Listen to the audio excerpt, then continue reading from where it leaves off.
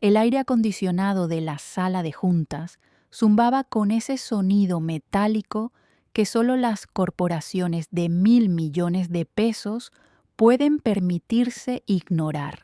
Yo estaba ahí, parado junto a la puerta de cristal esmerilado, con mi sudadera gris de siempre, los jeans desgastados que tanto despreciaban, y mis tenis Converse que alguna vez fueron blancos. A mi alrededor, trajes italianos de 50,000 pesos, relojes Rolex que costaban más que un auto familiar y ese perfume corporativo que huele a ambición y desprecio mezclados en partes iguales. Diego Santamaría, el VP de operaciones, me miraba como si fuera una mancha de café sobre su camisa Hermès. Sus ojos grises, fríos como el acero corporativo que tanto amaba citar en sus presentaciones motivacionales vacías, me recorrían de arriba abajo con ese desdén particular que había perfeccionado durante sus 15 años, trepando la escalera corporativa pisando cabezas. En serio, Martín, su voz resonó en la sala como un látigo. ¿En serio viniste vestido así a la junta más importante del trimestre? ¿Sabes cuánto dinero hay sentado en esta mesa? ¿Tienes idea de con quién estamos a punto de reunirnos? Yo no dije nada, solo asentí levemente, mirando mis zapatos como lo había hecho cientos de veces antes, como el becario torpe que todos creían que era, como el junior sin futuro que apenas merecía estar respirando el mismo aire que ellos. Pero antes de contarte cómo terminó todo esto, antes de revelarte el momento exacto en que el mundo de Diego Santamaría se derrumbó como castillo de naipes corporativos, déjame llevarte atrás. Déjame mostrarte exactamente cómo llegué a este momento. Porque esta historia, amigo mío, no comienza aquí. Comienza 3 años antes, en un cubículo gris del tercer piso, donde mi vida era un infierno silencioso que nadie más podía ver. Y antes de continuar, si esta historia resuena contigo, si alguna vez te han tratado como si fueras menos de lo que eres, dame un me gusta y suscríbete al canal, porque lo que vas a escuchar no es solo mi historia, es la historia de todos los que alguna vez fueron subestimados. 3 años antes, TechVision Solutions, así se llamaba la empresa. Un nombre pretencioso para una compañía de desarrollo de software que se especializaba en soluciones empresariales para bancos y corporativos. 200 empleados, oficinas en el piso 23 de Torre Reforma, vista panorámica a la Ciudad de México que en los días claros te dejaba ver hasta las montañas. Era el tipo de lugar donde los ejecutivos hablaban de disrupciones y sinergia, mientras sus programadores trabajábamos 18 horas al día manteniendo su imperio digital funcionando. Yo entré como desarrollador junior de sistemas. Así decía mi contrato. 9,000 pesos al mes. Sí, escuchaste bien. 9,000 pesos mensuales en una de las ciudades más caras de Latinoamérica, trabajando para una empresa que facturaba 120 millones de pesos al año. Mi cubículo era el más alejado de las ventanas, por supuesto, pegado al baño, donde el olor a desinfectante químico se mezclaba con el café recalentado de la máquina que nadie quería usar, pero todos usábamos, porque la cafeína era lo único que nos mantenía funcionando. Mi escritorio era de esos ensamblados de melamina barata que crujen cuando apoyas los codos, con una computadora Dell que tenía más años que mi carrera profesional. Pero yo no estaba ahí por el escritorio, ni por el sueldo miserable, ni siquiera por la oportunidad de crecimiento que me habían vendido en la entrevista.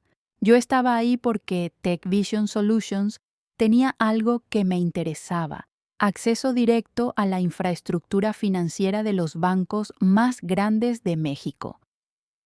Mi jefe directo se llamaba Ernesto Campos, un hombre de 42 años con sobrepeso, calvicie avanzada, que intentaba ocultar con un peinado lateral patético y un ego inversamente proporcional a su competencia técnica.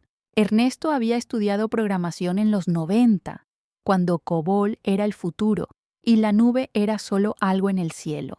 No había actualizado sus conocimientos desde entonces. Martín, necesito que te quedes después de las 6. Era su frase favorita.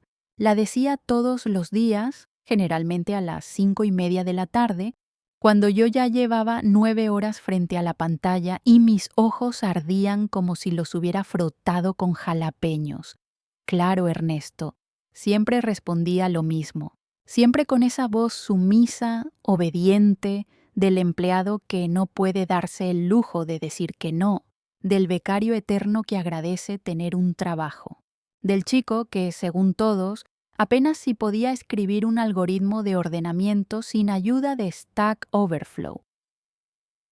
Pero la realidad era muy diferente. Mientras Ernesto me mandaba a revisar unos logs del servidor o a documentar el código legacy que nadie entiende, yo estaba construyendo algo mucho más grande, mucho más peligroso, mucho más lucrativo. Verás, cuando tienes acceso a los sistemas de backend de 3 bancos mexicanos, cuando conoces cada vulnerabilidad, cada puerta trasera, cada punto débil en su infraestructura de seguridad, las oportunidades son infinitas. No robé dinero. No soy un criminal. Soy mucho más inteligente que eso. Yo desarrollé herramientas, algoritmos de trading automatizado que podían leer los flujos de transacciones en tiempo real y predecir movimientos de mercado con una precisión del 87%. Sistemas de análisis de datos que podían identificar patrones en el comportamiento financiero de millones de usuarios.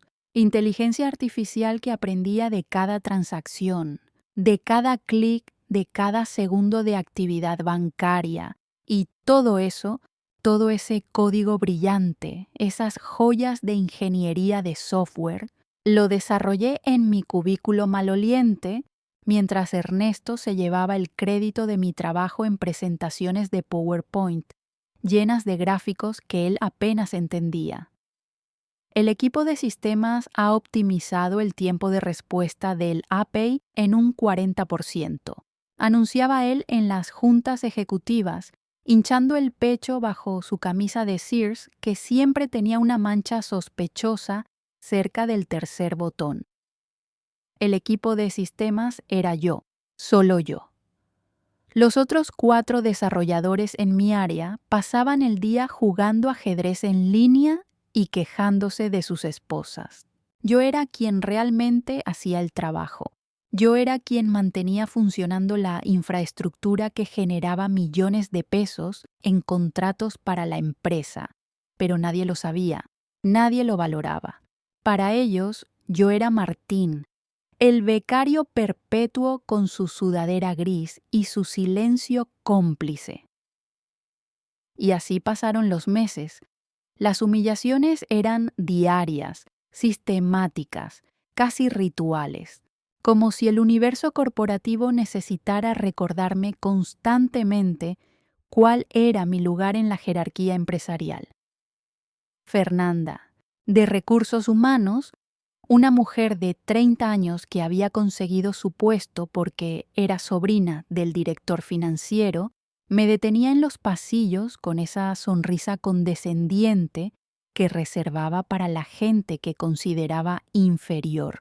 Ay, Martín, ¿otra vez con la misma sudadera? Ya deberías invertir en ropa más profesional, ¿no crees? Digo, si quieres que te tomen en serio algún día. Su risa era como cristales rompiéndose, artificial y cortante. Tutó Roberto, el diseñador gráfico que ganaba el doble que yo, pese a que su mayor contribución a la empresa era hacer logos genéricos en Canva. Oye, Martín, ¿Me podrías arreglar la impresora? Es que tú eres el de sistemas, ¿no? Me lo decía como si el de sistemas fuera equivalente a el conserje o el que friega los baños. Yo asentía. Arreglaba su impresora, arreglaba sus computadoras, recuperaba sus archivos cuando eran tan incompetentes que borraban carpetas enteras. Y nunca, ni una sola vez, recibí un gracias sincero. Pero lo peor, lo absolutamente peor, eran las juntas de equipo. Cada viernes a las 3 de la tarde, todo el departamento de tecnología se reunía en la sala de conferencias pequeña. 12 personas apiñadas alrededor de una mesa ovalada de IKEA con una pantalla de televisión donde Ernesto proyectaba sus presentaciones plagadas de errores ortográficos. Hoy quiero hablar sobre las nuevas implementaciones de seguridad que mi equipo ha desarrollado, comenzaba Ernesto, y yo sentía cómo la rabia se acumulaba en mi pecho como agua hirviendo en una olla a presión. Mi equipo, mis implementaciones, mi código, mis insomnios, mis ideas, todo robado, empaquetado y presentado como si él fuera algún tipo de genio técnico. Y cuando yo intentaba hablar, cuando levantaba la mano tímidamente para aportar una idea o corregir un error evidente en su presentación, Ernesto me cortaba con ese gesto de mano que los ejecutivos mediocres usan para silenciar a sus subordinados. Martín, esto es una discusión de nivel estratégico. Tú concéntrate en ejecutar lo que te asignamos, ¿sí? Estratégico. Esa palabra se volvió mi némesis personal, porque aparentemente el código que mantenía funcionando toda la puta empresa no era estratégico. Estratégico era hablar de disrupciones. Estratégico era usar palabras en inglés mal pronunciadas. Estratégico era tener un título universitario de una escuela cara y buenos contactos familiares. Yo tenía un título de una universidad pública, había estudiado con becas, trabajando de noche como mesero en un restaurante de comida rápida para pagar mis libros. No tenía apellidos que abrieran puertas. No tenía un papá director de banco que me consiguiera entrevistas en empresas top. Solo tenía mi cerebro y mi código y mi resentimiento que crecía como un tumor maligno con cada humillación. Pero aquí está la parte interesante, la parte que nadie en TechVision Solutions imaginaba siquiera en sus peores pesadillas. Mientras ellos me trataban como el becario torpe, yo estaba construyendo un imperio paralelo. Esas herramientas de trading que te mencioné, esos algoritmos que desarrollé usando la infraestructura y el conocimiento que adquirí en TechVision, no los estaba regalando, los estaba vendiendo en la dark web, en foros especializados, a través de una red de clientes anónimos que incluía desde traders independientes hasta fondos de inversión pequeños que necesitaban una ventaja competitiva. Mi startup se llamaba Ghost Code Solutions. No existía oficialmente. No tenía registro fiscal. No tenía dirección física. Era solo yo, una laptop encriptada y una cuenta de Bitcoin que crecía exponencialmente cada mes. Al tercer mes de haber entrado a TechVision Solutions, ya ganaba más con Ghost Code que con mi salario miserable. Al sexto mes, ganaba 10 veces más. Al año, estaba generando ingresos de 7 cifras en dólares. Sí, millones de dólares.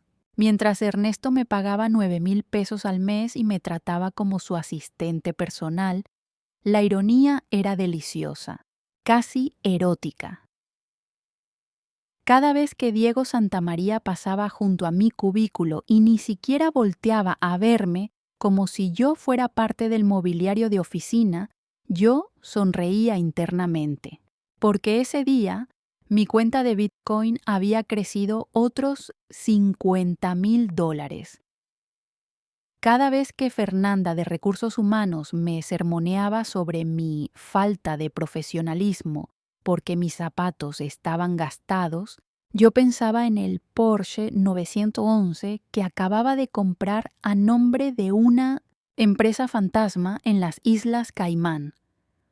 Cada vez que me quedaba hasta las 11 de la noche arreglando el servidor que se cayó, porque nadie más sabía cómo hacerlo, yo sabía que esas horas extras no eran para ellos, eran para mí. Cada línea de código que escribía en esos servidores me daba más conocimiento, más acceso, más poder. Porque verás, yo no estaba ahí para ascender en el organigrama corporativo. No estaba ahí para convertirme en un Ernesto Campos versión 2.0 con mi propia calvicie y mi propia oficina con puerta de cristal. Yo estaba ahí para aprender, para entender, para infiltrarme en el corazón de la bestia corporativa y descubrir exactamente cómo funcionaba, cuáles eran sus debilidades, dónde estaban las grietas en su armadura de PowerPoints y juntas ejecutivas. Y una vez que aprendí todo lo que necesitaba, una vez que mi cuenta bancaria offshore tenía suficientes ceros para hacer lo que siempre había planeado, activé la fase 2 de mi plan. La compra hostil silenciosa. Déjame explicarte cómo funciona esto, porque es una obra maestra de estrategia financiera que ningún MBA de escuela cara podría enseñarte. TechVision Solutions era una empresa privada, pero no totalmente. El fundador original, un hombre llamado Mauricio Elizondo, había vendido el 40% de las acciones a inversionistas privados para financiar la expansión hace 5 años. Esos inversionistas incluían 3 fondos de capital de riesgo, 2 empresarios individuales y una serie de accionistas minoritarios que habían entrado en rondas posteriores. La estructura accionaria era un desastre, un rompecabezas de participaciones fragmentadas, acuerdos de voto desorganizados y nadie realmente controlando la mayoría absoluta. Mauricio tenía el 35%. Los fondos de capital tenían otro 30% distribuido entre ellos. El resto estaba atomizado en docenas de pequeños accionistas.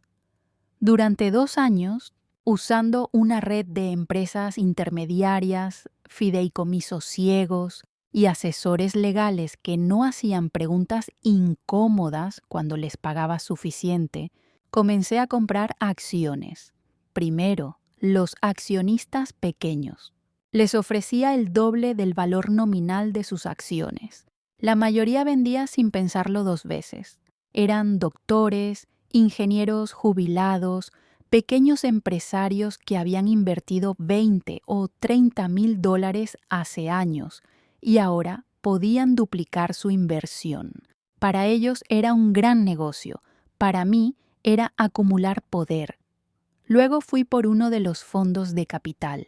Eran un fondo pequeño, con problemas de liquidez. Necesitaban efectivo para salvar otras inversiones que se estaban hundiendo.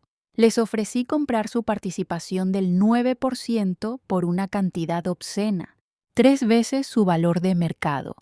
Aceptaron en 2 semanas. Todo esto lo hice mientras seguía siendo el becario torpe de la sudadera gris. Mientras Ernesto me mandaba a comprar café para las juntas. Mientras Diego Santamaría hacía chistes sobre mi código lento en las cenas de empresa, y si alguien me está viendo desde otro país, desde otra ciudad donde tal vez están pasando por lo mismo que yo pasé, déjame un comentario abajo. Dime desde qué ciudad y país me estás viendo, porque esta historia es universal. El desprecio corporativo no tiene fronteras. Al cabo de 2 años de operación silenciosa, yo controlaba el 28% de TechVision Solutions. Y nadie, absolutamente nadie en la empresa lo sabía.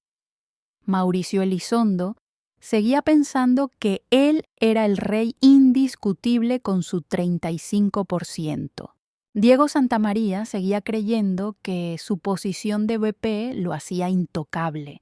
Ernesto seguía robándose el crédito de mi trabajo como si fuera su derecho divino, pero yo sabía algo que ellos no, algo que cambiaría todo. Uno de los fondos de capital grandes, el que tenía el 12% de las acciones, estaba a punto de salir. Su periodo de inversión estaba terminando, necesitaban liquidez para devolver dinero a sus inversionistas y, por política interna, debían vender todas sus posiciones en empresas no públicas. Cuando me enteré de esto, a través de un contacto que había cultivado cuidadosamente en la industria de capital privado, supe que era mi momento.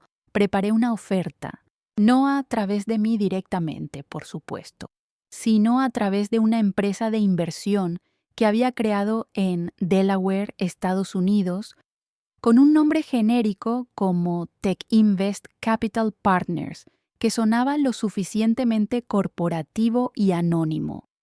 Mi oferta era simple: compraría el 12% del fondo a su valor de mercado más un bono del 15%, pagado inmediatamente en efectivo, sin condiciones, sin auditorías complicadas. Para un fondo que necesitaba liquidez urgente, era como encontrar un oasis en el desierto. Aceptaron en 48 horas. Y así, en un martes aburrido de septiembre, mientras yo estaba en mi cubículo arreglando un bug en el sistema de reportes que Ernesto había introducido con su código amateur, me convertí en el dueño del 40% de TechVision Solutions. 40%, punto, más que Mauricio, más que cualquier otro accionista individual. Lo suficiente para convocar juntas extraordinarias, lo suficiente para cambiar la dirección de la compañía, lo suficiente para, con las alianzas correctas, tomar el control absoluto, pero no hice nada. Todavía no. Seguí siendo Martín, el becario. Martín, el que arreglaba impresoras. Martín, el que se quedaba hasta tarde. Martín, el invisible. Porque la venganza, la verdadera venganza, no se trata de revelar tu poder inmediatamente. Se trata de esperar el momento perfecto. El momento en que tu revelación cause el máximo daño psicológico posible. Y ese momento llegó 3 meses después. TechVision Solutions estaba cerrando su contrato más grande de la historia, un proyecto de transformación digital para uno de los 3 bancos más grandes de México. 150 millones de pesos en 3 años. El tipo de contrato que definiría el futuro de la empresa, que la catapultaría a la primera división de empresas tecnológicas en México. Y adivina quién había desarrollado la propuesta técnica completa, el prototipo del sistema y la arquitectura de software que había convencido al banco de que TechVision era la opción correcta. Sí, yo, pero adivina quién iba a presentar el proyecto ante la junta de accionistas y recibir todo el crédito, junto con un bono de 5 millones de pesos. Diego Santamaría y Ernesto Campos. La junta estaba programada para un jueves a las 10 de la mañana. Sala de juntas principal, piso 23, con vista a toda la ciudad. Mauricio Elizondo estaría ahí. Los representantes de los fondos de capital restantes, los accionistas importantes, Diego, Ernesto, el director financiero, el director de recursos humanos. Todos los que habían hecho mi vida miserable durante 3 años, reunidos en una sola habitación, perfecto. Una semana antes de la junta, envié una carta formal, a través de mis abogados, a Mauricio Elizondo, y al consejo directivo de TechVision Solutions. La carta era simple y directa. TechInvest Capital Partners, como accionista mayoritario con el 40% de participación en TechVision Solutions, solicita formalmente una junta extraordinaria de accionistas para discutir cambios en la dirección ejecutiva de la empresa. Adicionalmente, solicitamos acceso completo a los registros financieros, contratos de empleados clave y documentación de proyectos actuales. La carta llegó un lunes por la mañana. Para el lunes por la tarde, Mauricio ya había convocado reuniones de emergencia con sus abogados. Para el martes, toda la directiva estaba en pánico, tratando de entender quién demonios era TechInvest Capital Partners y cómo habían acumulado el 40% sin que nadie se diera cuenta. Y yo seguía en mi cubículo, arreglando bugs, tomando café recalentado, respondiendo correos de Ernesto que comenzaban con Martín, urgente, y terminaban con tareas que podría haber hecho un pasante de preparatoria. El miércoles, un día antes de la junta original, mi abogado principal, un hombre llamado Ricardo Villarreal que cobraba $1,000 por hora y era conocido por destrozar corporativos en batallas legales, se presentó en las oficinas de TechVision. Pidió hablar con Mauricio Elizondo directamente. Yo lo vi entrar. Desde mi cubículo podía ver la recepción del piso ejecutivo. Vi cómo Ricardo, con su traje gris de $200,000 y su maletín de piel italiana, caminaba con esa confianza que solo el poder legal puede dar. Vi cómo Fernanda de Recursos Humanos, la misma que me había humillado por mi ropa cientos de veces, prácticamente corría para atender a Ricardo, ofreciéndole café, agua, lo que necesitara. La ironía me hizo sonreír. Ricardo estuvo en la oficina de Mauricio durante 2 horas. No sé exactamente qué discutieron, pero puedo imaginarlo. Probablemente Mauricio intentó amenazar, negociar, entender quién estaba detrás de TechInvest. Ricardo no reveló nada, por supuesto. Eso era parte de su trabajo y parte de mi plan. Cuando Ricardo salió, pasó junto a mi cubículo. Nuestras miradas se encontraron por una fracción de segundo. Él asintió casi imperceptiblemente. Todo estaba listo. El jueves llegó como cualquier otro día. Me desperté a las 6 de la mañana en mi departamento de un dormitorio en la colonia Roma, un lugar modesto que había mantenido deliberadamente pese a mi riqueza real. Me duché, me puse mi sudadera gris favorita, mis jeans, mis tenis gastados, desayuné avena con café instantáneo. Tomé el metro hasta la oficina, como siempre. Línea 1. Después transbordo a la línea 9.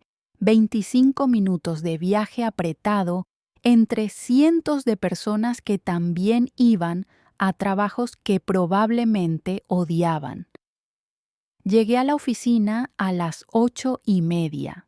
Saludé al guardia de seguridad, Roberto, que nunca me había dirigido más que un gruñido en 3 años. Subí al piso 23 en el elevador, apretado contra la pared mientras ejecutivos con trajes caros discutían sobre golf y restaurantes que yo podría comprar con una semana de mis ganancias de Bitcoin. Me senté en mi cubículo. Encendí mi computadora. Revisé mis correos.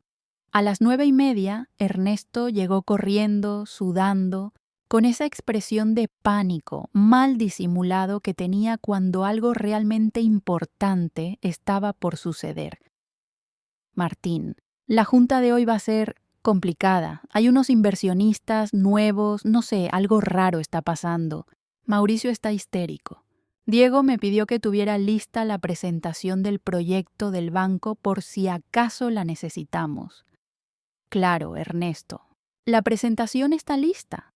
Por supuesto que estaba lista. Yo la había hecho. Bien, bien. Tú quédate cerca, ¿sí? Por si necesitamos soporte técnico o algo. Soporte técnico. Siempre el soporte técnico. Nunca el creador. Nunca el genio.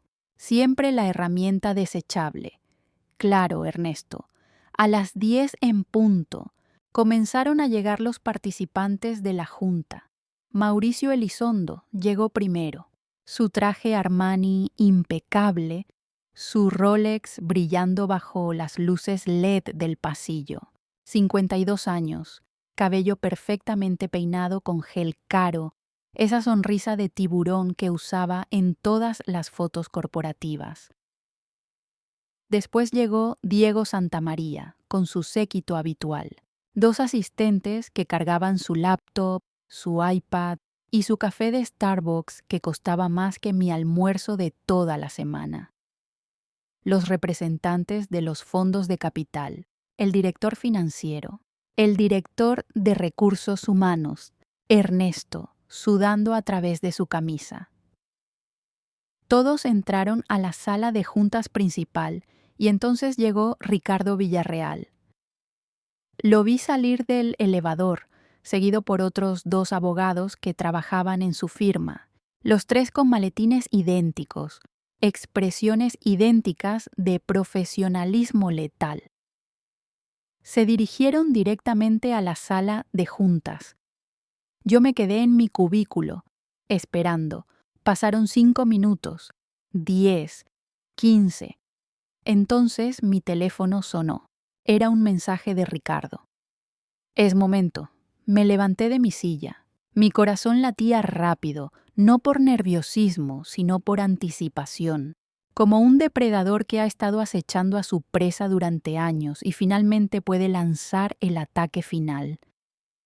Caminé hacia la sala de juntas. La puerta estaba entreabierta. Podía escuchar voces adentro. La voz de Mauricio tensa, defensiva. La voz de Ricardo calmada, profesional, letal. Toqué la puerta suavemente. Adelante, dijo Ricardo. Empujé la puerta y entré. Y ahí fue cuando el universo se detuvo. Diego Santamaría me vio primero. Su expresión cambió de confusión a irritación en menos de un segundo. Ernesto, tu caso es particularmente interesante. Has estado robándote el crédito de mi trabajo durante 3 años. Has presentado mi código como tuyo en presentaciones ejecutivas. Has recibido bonos, aumentos y reconocimientos por trabajo que yo hice mientras tú jugabas solitario en tu computadora. Ernesto abrió la boca, pero no salió sonido alguno, solo un pequeño graznido patético. Sin embargo, continué, no voy a despedirte. Eso sería demasiado fácil, demasiado misericordioso. En lugar de eso, te voy a dar exactamente lo que mereces, tu nivel real de competencia. A partir de mañana, serás reasignado como desarrollador junior. Tu salario será ajustado en consecuencia y reportarás directamente a la persona que voy a contratar como nuevo director de tecnología, alguien que realmente entienda de programación. Pero yo soy el jefe del departamento hace 8 años. Eras, lo corregí, pasado, y durante esos 8 años, esta empresa sobrevivió a pesar de ti, no gracias a ti. Ahora tendrás la oportunidad de demostrar si realmente puedes programar o si toda tu carrera ha sido humo y espejos. La humillación en su rostro era exquisita. Todo lo que yo había sentido durante 3 años, cada momento de vergüenza, cada comentario despectivo, todo estaba reflejado en sus ojos en ese momento. Fernanda, dije, volteando hacia la directora de recursos humanos que parecía querer fundirse con su silla y desaparecer. Tú te quedarás en tu posición, pero tu primer proyecto será desarrollar un nuevo código de ética corporativa, uno que enfatice la meritocracia real sobre el nepotismo. Uno que valore las contribuciones reales sobre las apariencias. Y, por cierto, la próxima vez que veas a alguien en sudadera y jeans, recuerda que tal vez esa persona sea el dueño de la empresa. Su rostro se puso del color de un tomate maduro. Regresé a mi silla en la cabecera de la mesa. Ricardo me pasó un documento final. Dije, levantando el papel, es el contrato que firmó TechVision Solutions con Banco Nacional. 150 millones de pesos en 3 años. El contrato más grande en la historia de esta empresa. El contrato que iba a definir nuestro futuro. Todos en la sala lo sabían. Era el proyecto por el cual Diego y Ernesto iban a recibir bonos millonarios. Lo que no saben es que este contrato tiene una cláusula específica. Una cláusula que yo insistí que incluyeran cuando estaba desarrollando la propuesta técnica. La cláusula dice que el punto de contacto técnico principal debe ser el arquitecto original del sistema. Si ese arquitecto deja la empresa o es removido del proyecto, el banco tiene el derecho de renegociar los términos o cancelar el contrato. Vi cómo la realización golpeaba a Diego como un martillo. Yo soy ese arquitecto, continué. Yo diseñé cada aspecto de ese sistema. Yo soy la única persona en esta empresa que realmente entiende cómo funciona en su totalidad. Si ustedes me hubieran despedido, si me hubieran marginado más de lo que ya lo hicieron, el banco habría tenido causa legal para cancelar el contrato. Y esta empresa, con sus 30 millones de pesos en deuda operativa y su flujo de caja frágil, habría colapsado en 6 meses. Mauricio cerró los ojos. Finalmente entendía la magnitud de su error. Durante 3 años, el futuro de su empresa había dependido de la persona a la que trataba como el empleado más insignificante del edificio. Pero no se preocupen, dije, y mi sonrisa era puro hielo. El contrato está seguro. Yo me aseguraré personalmente de que se ejecute perfectamente, porque ahora, finalmente, mi trabajo será reconocido. Mis contribuciones tendrán mi nombre y los beneficios irán a la persona correcta. Me puse de pie una última vez. Esta junta está concluida. Ricardo enviará todos los documentos legales a sus abogados personales para su revisión. Tienen 48 horas para firmar los nuevos términos de sus posiciones. Si alguien decide no firmar, serán despedidos con causa justificada y sin indemnización. Caminé hacia la puerta, pero me detuve antes de salir. Una cosa más, dije, volteando hacia todos ellos una última vez. La sudadera gris que tanto despreciaban. La compré en una tienda de segunda mano por 50 pesos hace 4 años. La he usado porque es cómoda. Porque cuando trabajas 18 horas al día escribiendo código que mantiene a flote una empresa completa, la comodidad importa más que las apariencias. Pero si les hace sentir mejor, a partir de mañana vendré en traje. Un traje Brioni hecho a la medida que cuesta más que el salario anual de un desarrollador junior. No porque lo necesite, sino para recordarles cada día exactamente quién está en control ahora.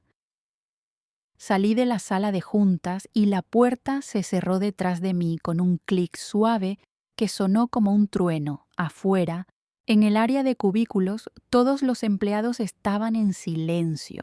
Obviamente habían escuchado algo, aunque probablemente no los detalles, pero podían sentir que algo monumental acababa de suceder.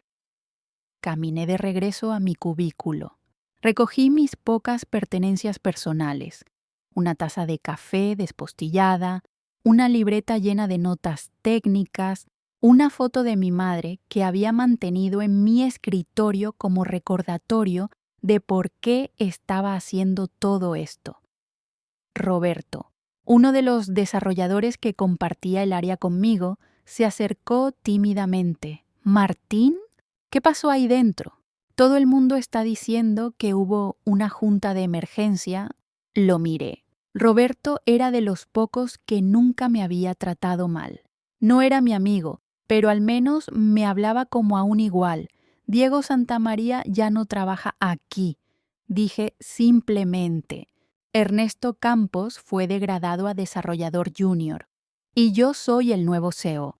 Su rostro pasó por 5 expresiones diferentes en 3 segundos. ¿Tú? ¿Tú eres? Pero ¿cómo? Yo pensé que eras un becario sin futuro. Sonreí. Todos lo pensaban. Esa era la idea. Los siguientes días fueron un huracán de actividad legal, financiera y corporativa. Diego Santamaría firmó su renuncia voluntaria en menos de 24 horas. Probablemente sus abogados le explicaron que si esto llegaba a tribunales, perdería mucho más que su indemnización de 3 meses. Perdería su reputación completa en la industria. Ernesto intentó resistirse. Intentó argumentar que su degradación era injusta, que él tenía derechos laborales, que esto era persecución.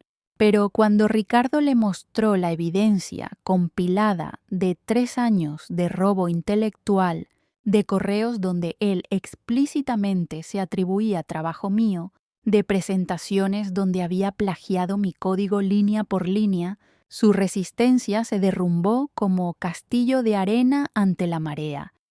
Aceptó su nueva posición. No tenía otra opción. Mauricio, sorprendentemente, fue más pragmático de lo que esperaba. Después del shock inicial, tuvo una conversación privada conmigo en su oficina. Una conversación entre accionistas, no entre jefe y empleado. Martín, me dijo, y había algo casi como respeto en su voz, algo que nunca había estado allí antes. No voy a mentir, esto es humillante. Me siento como un idiota. Durante 3 años tuve a un genio trabajando en mi empresa y lo traté como, bueno, como lo tratamos todos.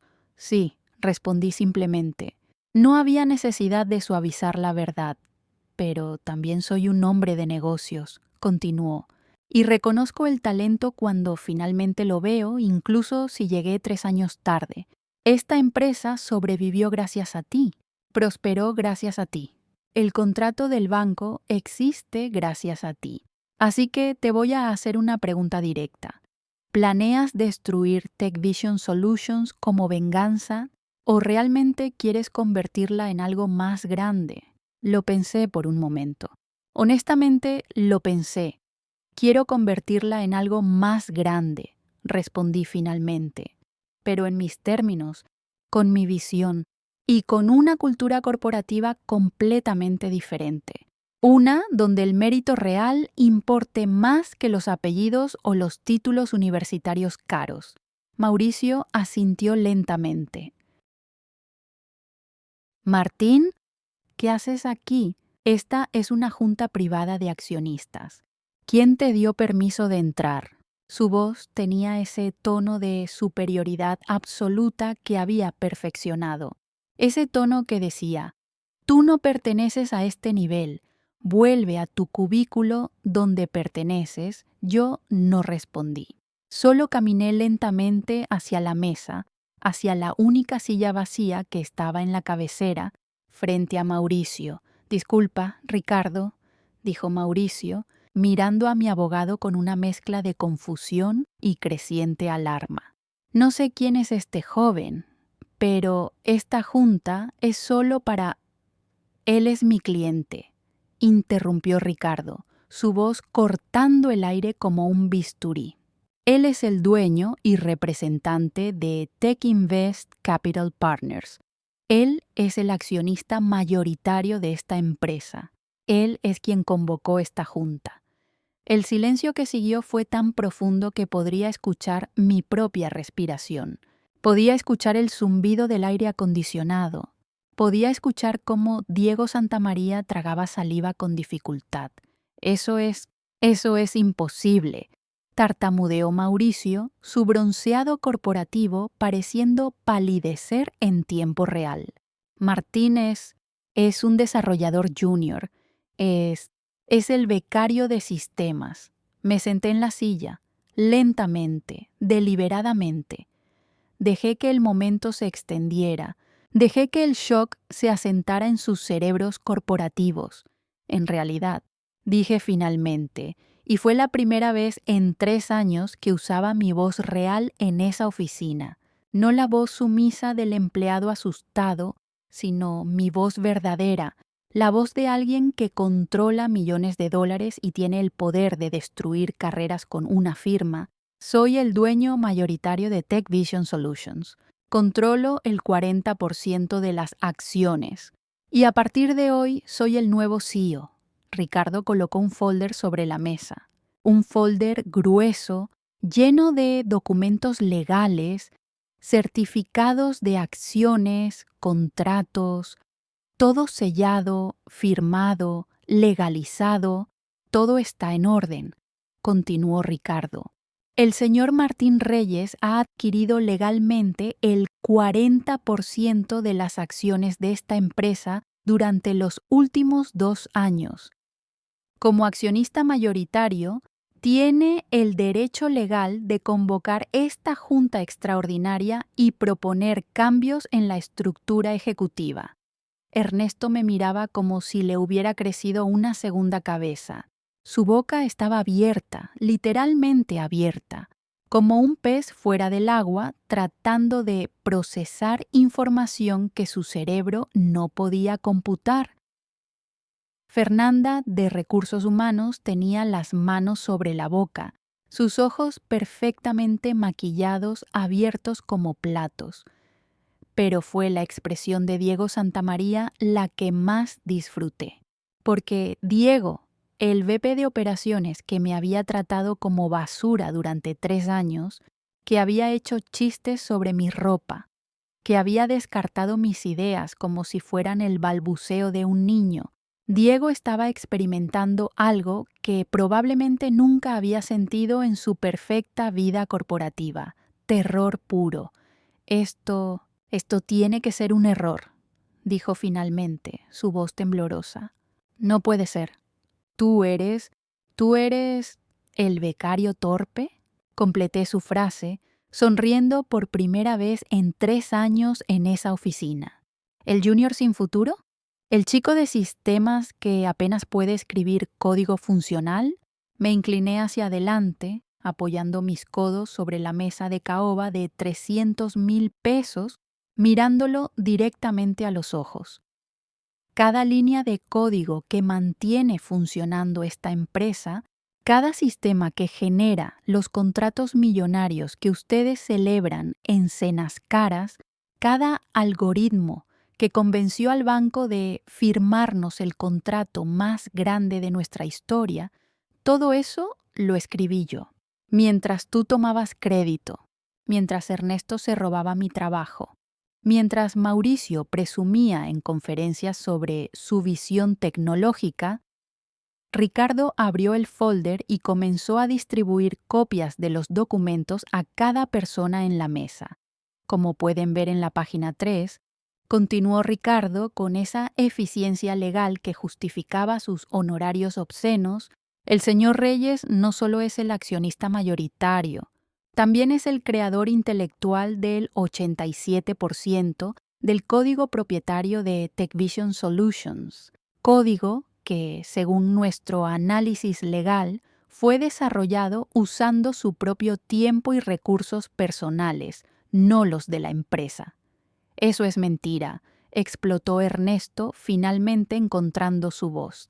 Todo el código que Martín escribió lo hizo en horas laborales, usando nuestras computadoras, nuestros servidores. ¿Nuestras computadoras? Lo interrumpí y mi voz sonó más fría de lo que pretendía. Ernesto, el 93% del código crítico de esta empresa lo escribí después de las 10 de la noche en mi laptop personal, conectado a través de VPN que yo mismo pagaba.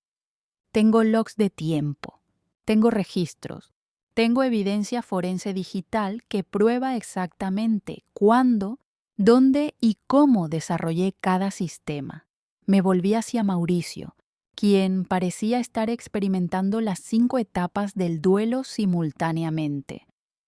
Mauricio, ¿recuerdas la arquitectura de microservicios que revolucionó nuestra capacidad de escalar, la que presentaste en Tech Summit el año pasado y que te ganó ese premio de Innovador del Año? La escribí yo. Un sábado por la noche, mientras tú estabas en Cancún celebrando tu aniversario.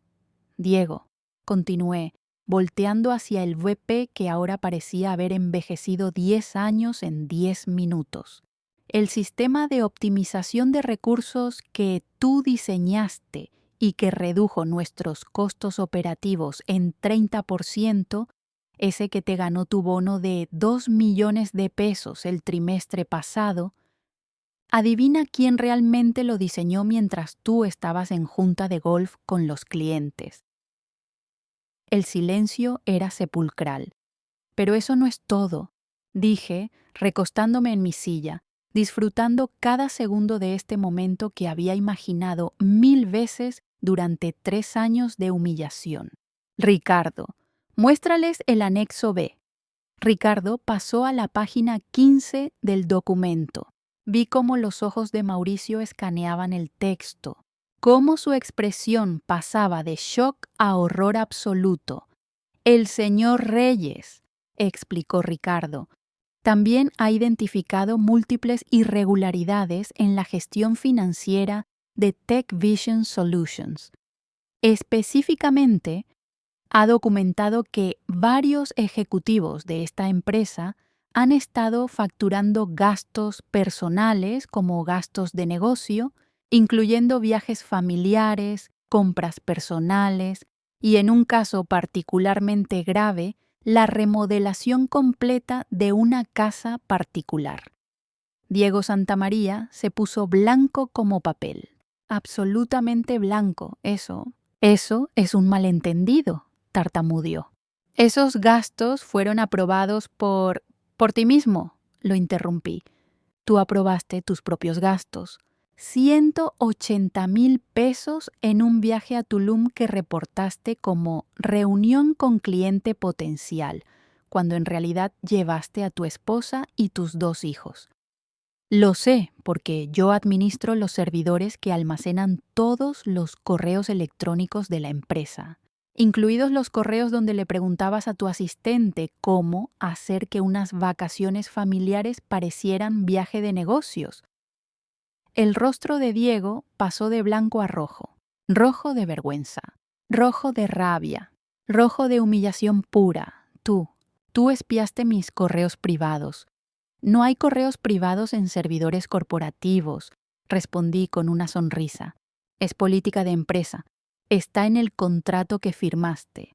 Página 8, párrafo 3, aunque apostaría a que nunca lo leíste completamente. Me puse de pie. Caminé lentamente alrededor de la mesa, pasando junto a cada persona, dejando que me vieran realmente por primera vez. No como el becario, no como el subordinado, sino como lo que realmente era, su jefe.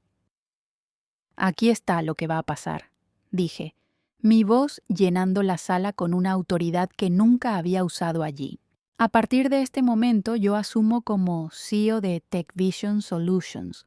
Mauricio, tú mantendrás tu posición como chairman del consejo directivo, pero ya no tendrás autoridad ejecutiva sobre operaciones diarias. Considerando que aún posees 35% de las acciones, es lo justo. Mauricio abrió la boca para protestar, pero lo detuve con un gesto. Sin embargo, tu salario ejecutivo será ajustado para reflejar tu nueva posición. También implementaremos auditorías trimestrales completas de todos los gastos ejecutivos. Los días de usar la empresa como tu cuenta personal de gastos terminaron. Me volví hacia Diego. Diego, tu posición como VP de operaciones queda terminada efectiva inmediatamente. Tienes 2 opciones.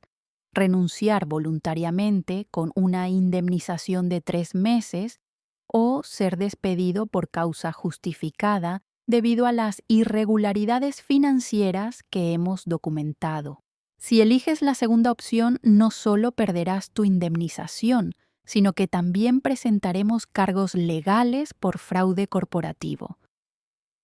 Diego temblaba, literalmente temblaba. Sus manos sobre la mesa se sacudían como si estuviera en medio de un terremoto personal. Yo tengo familia, tengo una hipoteca. No puedes hacer esto. Puedo, lo interrumpí. Y lo estoy haciendo. Tuviste 3 años para tratarme como un ser humano. 3 años para reconocer mi trabajo. 3 años para decir un simple gracias por las incontables noches que salvé proyectos que tú habías arruinado. Elegiste usar esos 3 años para humillarme, para tratarme como si fuera menos que tú, porque yo no tenía un MBA caro o un apellido importante. Ahora vives con las consecuencias. Me volví hacia Ernesto. Entonces hagamos un trato. Yo me quedo como chairman. Mantengo mi 35%, pero te doy carta abierta para transformar esta empresa como mejor te parezca. Contratas a quien quieras, despides a quien necesites, cambias lo que sea necesario. Y en 5 años, cuando esta empresa valga 10 veces lo que vale ahora, ambos seremos multimillonarios y yo podré decirle a la gente que tuve la visión de contratar al CEO más brillante de la industria. Aunque ambos sabemos que fue pura suerte, añadí con una sonrisa irónica. Aunque ambos sabemos que fue pura suerte, repitió él, y por primera vez vi algo parecido a una sonrisa genuina en su rostro. Estrechamos manos. La siguiente semana contraté a mi nuevo equipo ejecutivo, director de tecnología, una mujer brillante de 32 años que había trabajado en Google y que realmente entendía de arquitectura de software a nivel mundial. Directora de operaciones, un exmilitar retirado que entendía de eficiencia y logística mejor que nadie que hubiera conocido. Director financiero, un contador forense que había destapado fraudes corporativos para la fiscalía y que iba a asegurarse de que ni un peso de la empresa fuera mal utilizado. Todos ganaban salarios competitivos, todos tenían opciones de acciones, todos reportaban directamente a mí. Implementé políticas radicales, trabajo remoto flexible para programadores, bonos basados en contribuciones medibles, no en antigüedad, revisiones de desempeño hechas por pares, no solo por superiores, transparencia salarial completa dentro de cada nivel. Los primeros 3 meses fueron caóticos. 10 empleados renunciaron, incapaces de adaptarse a una cultura donde el trabajo real importaba más que la política de oficina. Otros 15 fueron despedidos por incompetencia una vez que implementamos evaluaciones técnicas reales, pero contratamos a 30 nuevos talentos, programadores brillantes de universidades públicas que nunca habían tenido una oportunidad porque no tenían los contactos correctos, ingenieros autodidactas, que habían aprendido a programar en YouTube, pero que podían escribir código mejor que cualquier graduado de Harvard. Y la empresa comenzó a transformarse. El proyecto del banco fue ejecutado perfectamente. No solo perfectamente, sino que lo entregamos 2 meses antes de lo programado y 5 millones de pesos por debajo del presupuesto.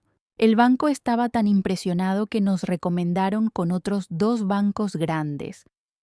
Al 6º mes de mi gestión como CEO, Tech Vision Solutions había triplicado su pipeline de proyectos.